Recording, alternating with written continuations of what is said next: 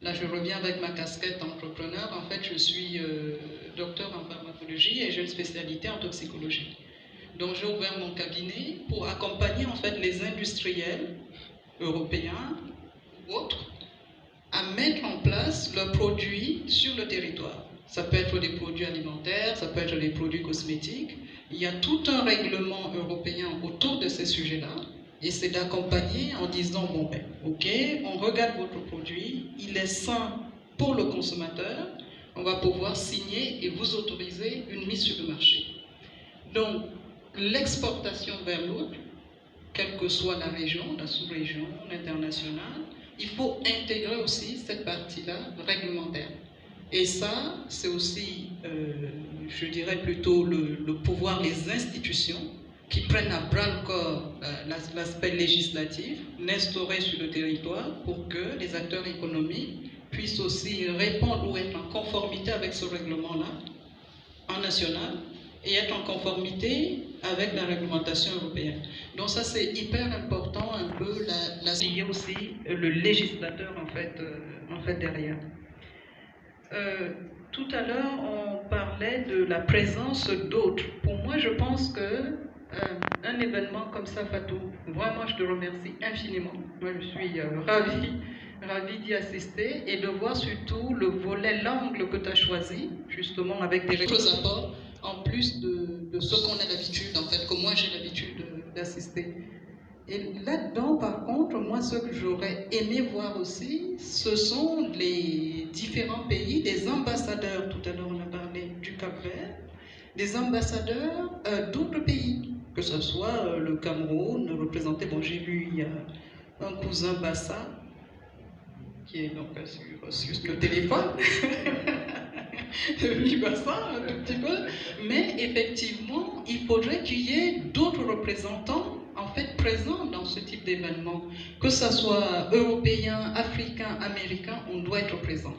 Et ça, le rôle de la diaspora, c'est aussi notre travail, notre rôle de le faire, de dire, bon, ben, il y a des étrangers sur le territoire, au Sénégal, est-ce que les ambassades sont informées? Ça doit être à travers, je pense aussi, le ministère de la Culture, informer tous les collègues pour que tout le monde soit présent.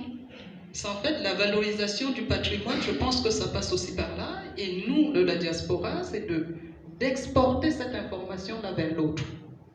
Voilà. En connaissance évidemment de tous les faits, de tous les éléments, d'où la formation, la connaissance pour pouvoir mieux valoriser en fait nos terroirs. Alors là c'est la directrice du patrimoine, voilà, oui, j'ai noté. Dans le marketing, je pense territorial aussi, ou culturel, il y a le volet label. Il faut aussi réfléchir en termes de label. Le label de tel produit, le label de tel terroir, le label de Soum, le label, bon là je cite les communes que je connais, Sagata, etc. Trouver vraiment une identité et marketer derrière, c'est peut-être pas la bonne expression, mais vraiment avoir un label derrière. Comment les élus peuvent aider pour que le patrimoine devienne une main-d'œuvre? On en a parlé. Effectivement, il faut une vision, la vision politique de l'élu, ça c'est certain. Mais en face, il faut qu'il soit accompagné. Et là, vous l'avez souligné très bien, monsieur le maire, c'est la jeunesse. C'est-à-dire, si l'élu a la vision politique, culturelle, et qu'en face, il n'y a pas de réponse, ben, c'est une problématique. Hein. Il garde sa vision, il ne pourra pas l'appliquer. Il faut qu'il y ait des associations autour aussi des terroirs qui portent justement cette culture-là, qui soient accompagnées.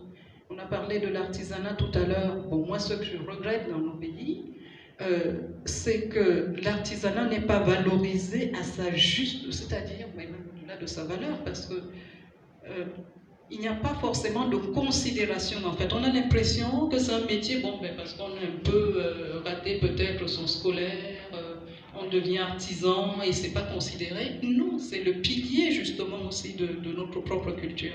Donc la considération autour de l'artisanat est hyper importante. Comment travailler avec eux, comment communiquer avec eux, comment... Ce sont des artistes, hein, ils sont... c'est pas comment je dirais, c'est pas du blanc ou noir, il y a toutes les nuances, c'est de l'artisanat. Donc tout ça, on doit l'intégrer et le valoriser. C'est hyper important vraiment de considérer ce volet culturel-là. Oui, j'ai parlé des produits à exporter. Oui, parce que bon, ça me fait penser à quand on prend par exemple la commune de Soum. Je suis allée visiter la commune de Soum. Ils font un peu d'extraction de sel. On est sur un projet de replanter des palétuviers. Tout ça, un sel made in, c'est un peu ce qu'on voit le sel de Guérande en France ou quoi que ce soit, le sel de Soum, autour des propriétés du sel, c'est hyper important d'avoir la marque terroir, comme je disais tout à l'heure.